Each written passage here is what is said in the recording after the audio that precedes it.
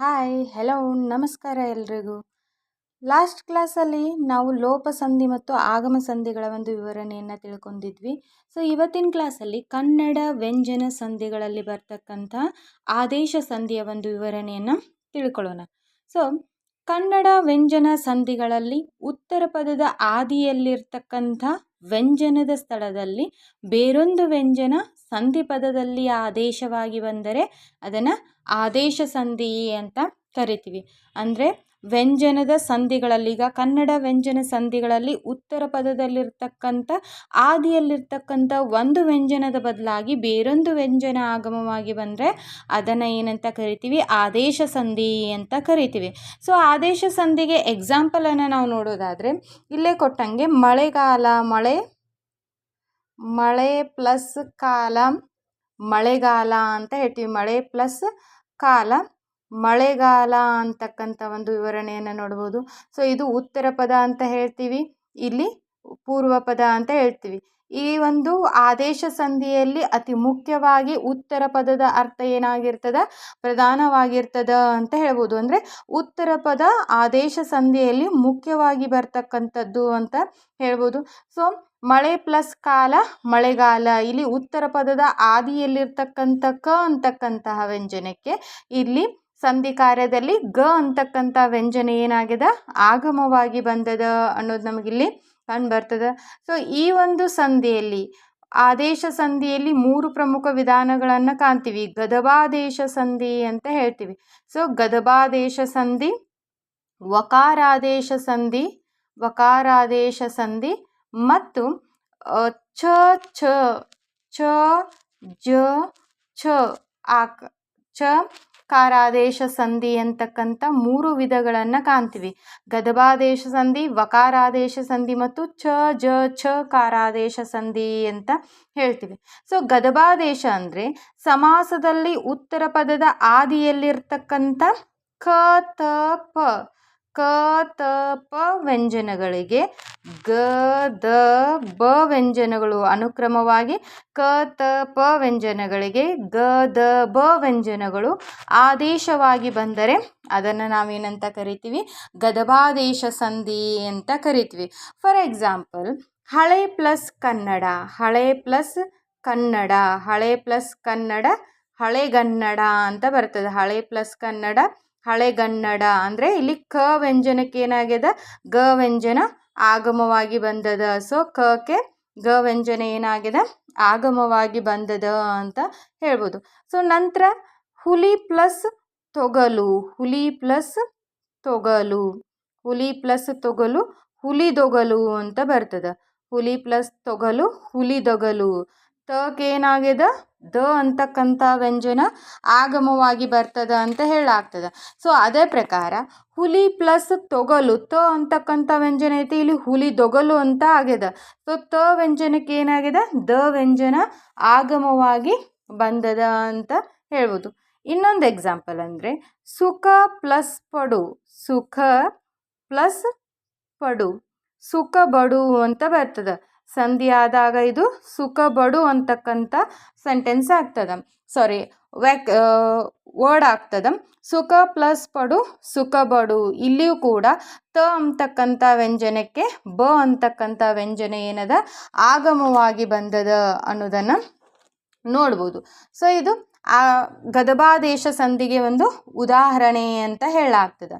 So ನಂತರ ವಕಾರಾದೇಶ ಸಂಧಿ ಅಂತ ಬರ್ತದೆ. ಇದರಲ್ಲಿ ಬರ್ತಕ್ಕಂಥದ್ದು ವಕಾರಾದೇಶ ಸಂಧಿ ಅಂತ ಹೇಳ್ತೀವಿ. ಸೊ ಸಮಾಸದಲ್ಲಿ ಉತ್ತರ ಪದದ ಆದಿಯಲ್ಲಿ ಬರ್ತಕ್ಕಂಥ ಪ ಬ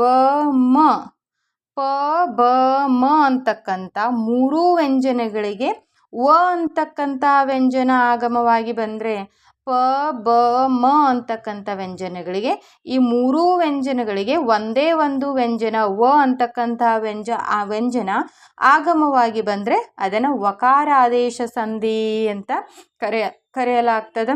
ಸೊ ಇದಕ್ಕೆ ಎಕ್ಸಾಂಪಲ್ ನೋಡೋದಾದರೆ ಕೆನೆ ಪ್ಲಸ್ ಪಾಲು, ಕೆನೆ ಪ್ಲಸ್ ಪಾಲು ಸಂಧಿ ಮಾಡಿದಾಗ ಏನಾಗ್ತದೆ, ಕೆನೆವಾಲು ಅಂತಕ್ಕಂಥದ್ದು ಆಗ್ತದೆ, ಕೆನೆವಾಲು ಅಂತಕ್ಕಂಥದ್ದು. ಇಲ್ಲಿ ಪ ಅಂತಕ್ಕಂಥ ವ್ಯಂಜನಕ್ಕೆ ವ ಅಂತಕ್ಕಂಥ ವ್ಯಂಜನ ಏನಾಗೈತಿ, ಆದೇಶವಾಗಿ ಬಂದದ.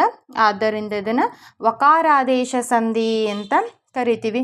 ಸೊ ಇನ್ನೊಂದು ಎಕ್ಸಾಂಪಲ್ ಅಂದರೆ ತಲೆ ಪ್ಲಸ್ ಬಾಗು, ತಲೆ ಪ್ಲಸ್ ಬಾಗು ತಲೆವಾಗು ಅಂತ ಬರ್ತದೆ. ತಲೆ ಪ್ಲಸ್ ಬಾಗು ತಲವಾಗು ಅಂದರೆ ಬ ಅಂತಕ್ಕಂಥ ವ್ಯಂಜನಿಗೆ ವ ಅಂತಕ್ಕಂಥ ವ್ಯಂಜನ ಇಲ್ಲಿ ಆಗಮವಾಗಿ ಬಂದದ. ಮತ್ತು ಇನ್ನೊಂದು ಎಕ್ಸಾಂಪಲ್ ಅಂದರೆ ಮೆಲ್ ಪ್ಲಸ್ ಮಾತು, ಮೆಲ್ ಪ್ಲಸ್ ಮಾತು, ಮೆಲ್ ಪ್ಲಸ್ ಮಾತು ಮೆಲ್ವಾತು ಅಂತ ಬರ್ತದೆ. ಮೆಲ್ ಪ್ಲಸ್ ವಾತು ಮಾತು ಮೆಲ್ವಾತು. ಇಲ್ಲಿ ಮ ಅಂತಕ್ಕಂಥ ವ್ಯಂಜನಿಗೆ ವ ಅಂತಕ್ಕಂಥ ವ್ಯಂಜನ ಏನಾಗ್ಯದ, ಆಗಮವಾಗಿ ಬಂದದ. ಅಂದರೆ ಪ ಬ ಮ ಮೂರೂ ವ್ಯಂಜನಗಳಿಗೆ ವ ಅಂತಕ್ಕಂಥ ವ್ಯಂಜನ ಆಗಮವಾಗಿ ಬಂದರೆ ಅದನ್ನು ವಕಾರಾದೇಶ ಸಂಧಿ ಅಂತ ಕರೆಯಲಾಗ್ತದೆ. ಸೊ ತದನಂತರ ಇದು ಮೂರನೇ ವಿಧ ಚ ಜ ಕ ಚ ಜ ಛ ಕಾರಾದೇಶ ಸಂಧಿ ಅಂತ ಹೇಳ್ತೀವಿ. ಅಂದರೆ ಸಮಾಸದಲ್ಲಿ ಉತ್ತರ ಪದದ ಆದಿಯಲ್ಲಿರ್ತಕ್ಕಂಥ ಸಕಾರಕ್ಕೆ, ಉತ್ತರ ಪದದ ಆದಿಯಲ್ಲಿರ್ತಕ್ಕಂಥ ಸಕಾರಕ್ಕೆ ಕೆಲವು ಕಡೆ ಏನಾಗ್ಬೋದು, ಚಕಾರ ಆದೇಶವಾಗ್ಬೋದು, ಅಥವಾ ಜಕಾರ ಆದೇಶವಾಗಬಹುದು, ಅಥವಾ ಛಕಾರ ಏನಾಗ್ತದೆ ಕೆಲವು ಕಡೆ ಸಂಖ್ಯೆ ಕೂಡ ಆದೇಶವಾಗಿ ಬರ್ತದೆ. ಅಂದರೆ ಕೆಲವು ಕಡೆ ಸಂಖ್ಯೆ ಇದ್ದರೆ ಏನಾಗ್ತದೆ, ಸಂಖ್ಯೆ ಇದ್ದರೆ ಛ ಅಂತಕ್ಕಂಥ ಪದ ಅಕ್ಷರ ಏನಾಗ್ತದೆ ಆದೇಶವಾಗಿ ಬರ್ತದ ಅಂತ ಹೇಳ್ಬೋದು. ಸೊ ಇಲ್ಲಿ ನೋಡಿ ಎಕ್ಸಾಂಪಲ್ ನೋಡಿ, ಇನ್ ಪ್ಲಸ್ ಸರ, ಇನ್ ಪ್ಲಸ್ ಸರ, ಇನ್ ಪ್ಲಸ್ ಸರ ಇಂಚರ ಅಂತ ಆಗ್ತದೆ. ಇನ್ ಪ್ಲಸ್ ಸರ ಇಂಚರ ಅಂತಕ್ಕಂಥದ್ದು. ಇಲ್ಲಿ ಸ ಅಂತಕ್ಕಂಥ ಉತ್ತರ ಪದದ ಆದಿಯಲ್ಲಿರ್ತಕ್ಕಂಥ ಅಕ್ಷರಿಗೆ ಚ ಅಂತಕ್ಕಂಥ ಅಕ್ಷರ ಏನಾಗ್ಯದ ಆದೇಶವಾಗಿ ಬಂದದ. ಅಂದರೆ ಚ ಅಂತಕ್ಕಂಥ ವ್ಯಂಜನ ಇಲ್ಲಿ ಆದೇಶವಾಗಿ ಬಂದದ ಅಂತ ಹೇಳ್ಬೋದು. ಇನ್ನೊಂದು ಎಕ್ಸಾಂಪಲ್ ನೂರ್ ಪ್ಲಸ್ ಸಾಸಿರ, ನೂರ್ ಪ್ಲಸ್ ಸಾಸಿರ ನೂರ್ ಚಾಸಿರ ಅಂತ ಬರ್ತೈತಿ. ನೂರ್ ಚಾಸಿರ ಅಂತಕ್ಕಂಥದ್ದನ್ನು ಹೇಳ್ತೀವಿ. ಸೊ ಇಲ್ಲಿ ಸ ಅಂತಕ್ಕಂಥ ಕಾರಕ್ಕೆ ಚ ಅಂತಕ್ಕಂಥದ್ದು ಏನೈತಿ ಆದೇಶವಾಗಿ ಬಂದದ ಅಂತ ಹೇಳ್ಬೋದು. ಮುನ್ ಪ್ಲಸ್ ಸೆರಗು, ಮುನ್ ಪ್ಲಸ್ ಸೆರಗು, ಮುನ್ ಪ್ಲಸ್ ಸೆರಗು ಮುಂಜೆರಗು ಅಂತ ಬರ್ತದೆ. ಮುನ್ ಪ್ಲಸ್ ಸೆರಗು ಮುಂಜೆರಗು ಅಂತಕ್ಕಂಥದ್ದು ಬರ್ತೈತಿ.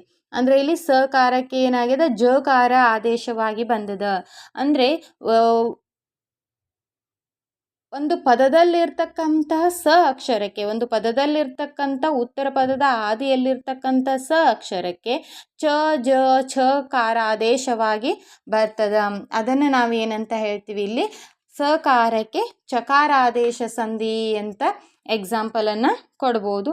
ಸೊ ಇವಿಷ್ಟು ನಿಮಗೆ ಬರ್ತಕ್ಕಂಥ ಕನ್ನಡದಲ್ಲಿ ಬರ್ತಕ್ಕಂಥ ಸಂಧಿಗಳ ಒಂದು ವಿವರಣೆ ಅಂತ ಹೇಳ್ಬೋದು. ಸೊ ನೆಕ್ಸ್ಟ್ ಕ್ಲಾಸಲ್ಲಿ ಸಂಸ್ಕೃತ ಸ್ವರ ಸಂಧಿಗಳ ಬಗ್ಗೆ ಒಂದು ವಿವರಣೆಯನ್ನು ನೋಡೋಣ. ಕ್ಲಾಸ್ ಇಷ್ಟ ಆಗ್ತಿದ್ರೆ ಪ್ಲೀಸ್ ಸಬ್ಸ್ಕ್ರೈಬ್ ಮಾಡಿ, ಹೆಚ್ಚು ಜನರಿಗೆ ಶೇರ್ ಮಾಡಿ. Thank you.